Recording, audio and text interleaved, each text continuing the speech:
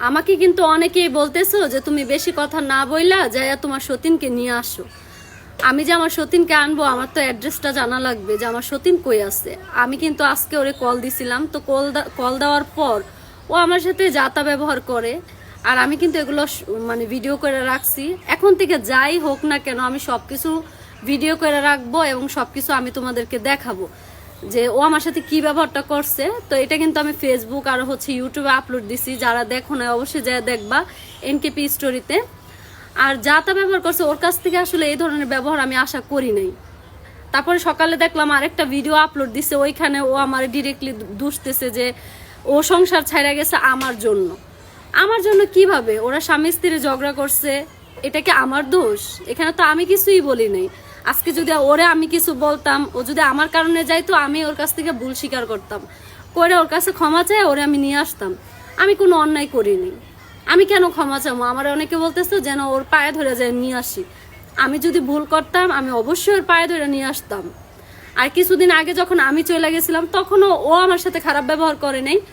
ও আমারে বলছে যখন আমার ওর প্রতি মায়া লাগছে, কিরে ও তো আমার সাথে খারাপ ব্যবহার করে নাই, কেন যাবো না? আর এবারও আমি কিন্তু ওর সাথে খারাপ ব্যবহার করি নাই। তো ওর যেটা ভালো মনে হইতেছে ওইটাই করতেছে, তো করতে থাকুক।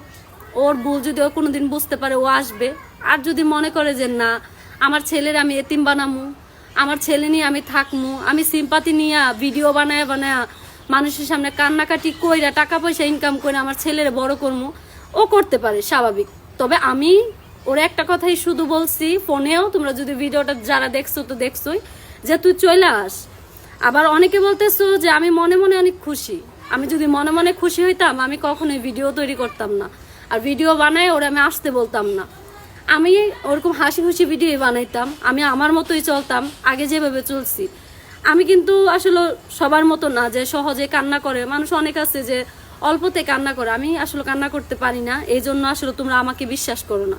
তোমরা সবসময় আমাকে ধোঁকাবাজি মনে করো যে এই বড় ছোট বউ চালাক, এটা ওইটা, মানে যার যার মন্তব্য সে করতেছো তো করতে থাকো, তাতে আমার কিচ্ছু যায় আসে না। আমি কেমন আর আমি ওর জন্য কি কি করতেছি এটা একমাত্র আমি জানি, ঠিক আছে? আর আমি এখন কি করবো আমি বুঝতেছি না, যে আমি চলে যাবো কিনা এই সংসারটা ছাইরা। ওর হাজবেন্ডও আমার সাথে খারাপ ব্যবহার করতেছে, ও আমার সাথে ঠিক মতো কথা বলে না, খাওয়া দাওয়া করে না, আমি যাই বলি না কেন উল্টাপাল্টা রিয়াকশন দিতেছে। কালকেও একটা মানে ওর একটা ভিডিও আপলোড দিছি, কারণ আমি তো তোমাদেরকে বললামই যে যাই হোক না কেন আমি সবকিছু তোমাদেরকে দেখাবো এখন থেকে। আমি আসলে আর কিছু হাইট রাখবো না যে ওরা আমার সাথে কি ব্যবহার করতেছে। ওর হাজবেন্ডও এখন আমার সাথে খারাপ ব্যবহার করতেছে। এখন আমার বাচ্চা পেটে নিয়ে আমি যদি যাই, আমি কই যাবো? ও যখন আমার নিয়ে আসতে গেছিল তখন আমি কিন্তু আমার অল ফ্যামিলি ত্যাগ করে আমি ওর কাছে আসছি। আর এখন যদি আমি আমার ফ্যামিলির কাছে যাই, আমার ফ্যামিলি আমার কি বলবো? আমার কিন্তু অনেকেই কল দিতেছে আমার ফ্যামিলি থেকে যে যেহেতু এত দোষ তোমার হইতাছে তুমি চলে আসো, কিন্তু আমি যাবো না।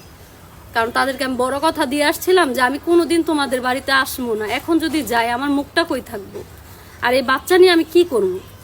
এই কারণে আমি যাইতেছি না। আমার যত দোষ দিতে পারে দেখ, ও দিতেছে, ওর হাজবেন্ড দিতেছে, তোমরা দিতেছো, দেও।